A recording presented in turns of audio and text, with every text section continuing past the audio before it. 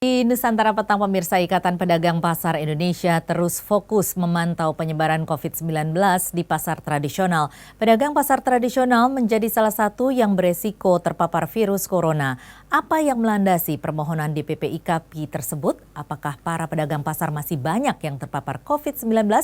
Dan pemirsa, untuk membahas hal ini lebih dalam, kita akan bergabung dengan narasumber kita dalam Dialog Nusantara Petang berikut ini.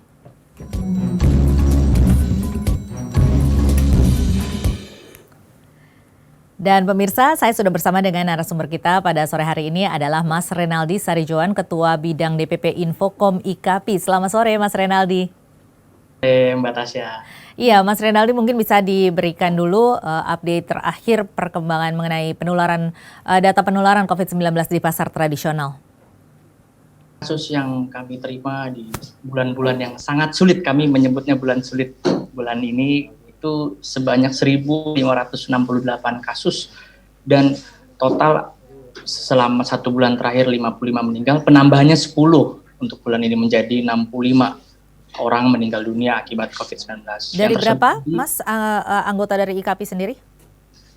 Anggota kami yang tersebar di daerah itu ada kurang lebih 300 sampai 400 ribu anggota, Mbak. Dan memang ini penyebaran COVID-nya cukup signifikan, Mbak, ya, karena bulan-bulan ini menjadi bulan yang amat sulit bagi kami karena kita menghadapi musim penghujan, menghadapi daya beli masyarakat yang juga turun, sehingga kami mendorong kepada pemerintah dan semua pihak dan semua stakeholder agar menegaskan bahwasanya protokol kesehatan di pasar tradisional ini amatlah penting. Bagaimana kami melaksanakan sosialisasi, edukasi kepada masyarakat luas bahaya COVID-19 di pasar tradisional. Apa yang sebenarnya menjadi penyebab utama dari meningkatnya penambahan angka tertularnya para pedagang pasar yang terkena COVID-19 ini? Apakah karena banyaknya pengetesan ataukah apa?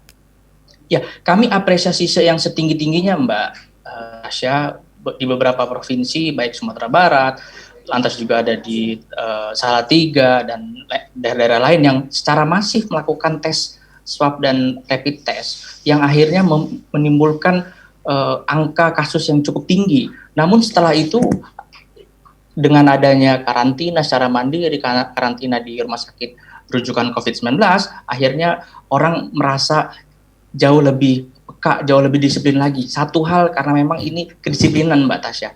Lagi-lagi kedisiplinan yang perlu ditegaskan kepada pedagang pasar tradisional yang memang masih sangat abai terhadap yang namanya menggunakan masker, menjaga jarak, dan juga mencuci tangan. Jadi selain memang saat ini pengetesan sudah meningkat begitu ya, dilakukan pengetesan, tetapi juga karena menurunnya atau tidak disiplinnya penerapan protokol kesehatan di antara para pedagang pasar, begitu Mas? Iya, karena penerapan protokol kesehatan di tiap-tiap pasar tradisional ini belum ada yang menjadi contoh atau prototype atau pilot project. Contoh saja di DKI Jakarta, dari sekian 153 pasar di bawah binaan PD Pasar dan ada 150 di luar PD Pasar Jaya, ini ada kurang lebih 60% yang sudah terpapar COVID-19. Artinya pasar tradisional perlu ada prototipe penerapan protokol kesehatan yang sangat mudah difahami dan dimengerti oleh pedagang pasar. Saya kasih contoh, misalkan embok-embok di pasar itu nggak mungkin mereka paham physical distancing, social distancing. Mereka hanya memahami, ayo menjaga jarak, ayo menggunakan masker, dan juga selalu mencuci tangan. Ini betul-betul harus nggak hanya IKAPI, Mbak Tasya, kita juga terus melakukan koordinasi dan komunikasi ke semua pihak agar protokol kesehatan ini dengan standar yang ada di pasar diberlakukan. Kami kasih contoh dan kami sudah melakukan komunikasi ke BNPB dan juga pemerintah daerah terkait agar disediakan skat plastik atau partisi antara pedagang dengan pengunjung agar kemudian tidak ada interaksi langsung di dalamnya. Begitu juga ada nampan untuk transaksi antar pedagang dengan pembeli, karena nggak mungkin juga berinteraksi langsung kan, Mbak ya. Apalagi virus ini juga bisa juga droplet penularannya, demikian Mbak Tasya.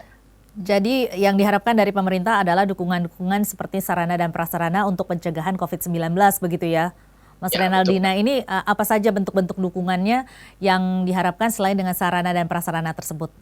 Ya, beberapa bulan terakhir kami DPP IKAPI juga telah turun langsung di Pasar Induk Ramat Jati. Kami membagikan 1.500 masker yang memang ini menjadi peranan IKAPI.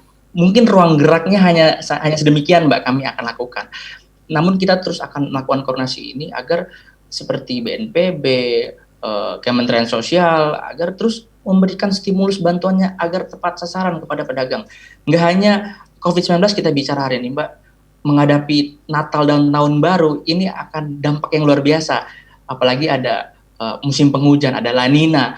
Ini betul-betul bulan-bulan yang amat sulit bagi kami, Mbak Tasya. Mungkin bisa Anda gambarkan Mas Renaldi pada saat-saat seperti ini di mana musim hujan seperti itu dan kemudian ada juga La Nina dan sebagainya. Sebelum terjadinya COVID dengan setelah terjadinya COVID ini bagaimana perbandingannya? Iya, kami hanya menyampaikan bahwa contoh di DKI Jakarta, memang secara fluktuasinya sedikit melambat, Mbak. Tapi pedagang pasar ini perlu ada ruang untuk diajak diskusi, diajak berkolaborasi. Karena kebijakan yang telah dilakukan pemerintah daerah ini kami rasa kurang melibatkan kami pedagang pasar. Saya kasih contoh di DKI Jakarta pernah diberlakukan ganjil genap. Akhirnya tidak efektif kemudian karena itu justru menimbulkan penumpukan pengunjung yang ada di pasar. Akhirnya kebijakan tersebut dievaluasi. Dan hari ini angkanya di angka 1.568 kasus yang memang dari awal Februari hingga November ini kami terus lakukan kajian, terus kami lakukan investigasi dan kami pecahkan solusinya bagaimana. Kami hanya bisa melakukan sosialisasi dan himbauan. Tetap semua kebijakan ada di pemerintah pusat, daerah, dan juga di satgas-satgas yang telah dibentuk oleh pemerintah. Kami juga telah membentuk di beberapa titik-titik sentra seperti di Lampung, di Sulawesi Selatan, di Kalimantan. Kita bentuk satgas, Mbak Tasya, Iya, agar kalau kemudian iya. satgas ini bisa diberdayakan untuk menyampaikan pada pedagang, ayo menggunakan masker, ayo selalu taat dengan mencuci tangan dan lain sebagainya. Memang kalau yang saya dengar adalah saat ini memang sudah dibentuk sendiri satgas-satgas COVID secara mandiri oleh IKAPI. Apakah ini tidak memberikan pengaruh yang cukup signifikan terhadap mungkin juga menghambat penularan COVID-19 begitu? Iya, Mbak Tasya, di akar rumput, di lapisan masyarakat paling bawah, kami tidak menampik bahwa COVID-19 ini banyak yang bilang juga ini buatan manusia, konspirasi dan lain sebagainya. Edukasi juga harus kita sampaikan. Karena ini adalah kunci keberhasilan penerapan protokol kesehatan di pasar tradisional. Kami hanya menyarankan kepada pemerintah, pusat, daerah yang sangat murah, meriah, itu disediain aja partisi atau sekat plastik. Justru itu akan memutus mata rantai COVID-19 di pasar tradisional. Apakah mungkin saat ini dari IKAPI sendiri sudah ada solusi-solusi yang bisa dilakukan secara mandiri untuk hal-hal tersebut, Mas? Yang tadi sejak awal kami sampaikan, Mbak Tasya, di Pasar Induk Ramat Jati kami langsung turun karena memang lagi-lagi kami mendapati beberapa pedagang yang memang masih nggak peduli. Itu tadi, Mbak, kami harus edukasi tanpa henti. Karena memang ini adalah musuh yang nggak kelihatan gitu. Tahu-tahu ada COVID-19 saja gitu kan. Karena kemungkinan kita nggak hanya IKAPI, harus sama-sama berkolaborasi bersama semua stakeholder. Kami juga telah berkolaborasi dan berkoordinasi dengan perbankan dalam hal untuk penyediaan sabun cuci tangan agar kemudian ini bisa disediakan di tiap-tiap blok pasar, Mbak Tasya. Ini kan memang mengenai penerapan atau pelaksanaan protokol kesehatan ini kan adalah tanggung jawab bersama begitu ya Mas Renaldi. Nah, dari evaluasi IKAPI sendiri bagaimana dengan penerapan protokol kesehatan dan kedisiplinan para pengunjung yang datang ke pasar-pasar tradisional sendiri? Iya, ini juga masih menjadi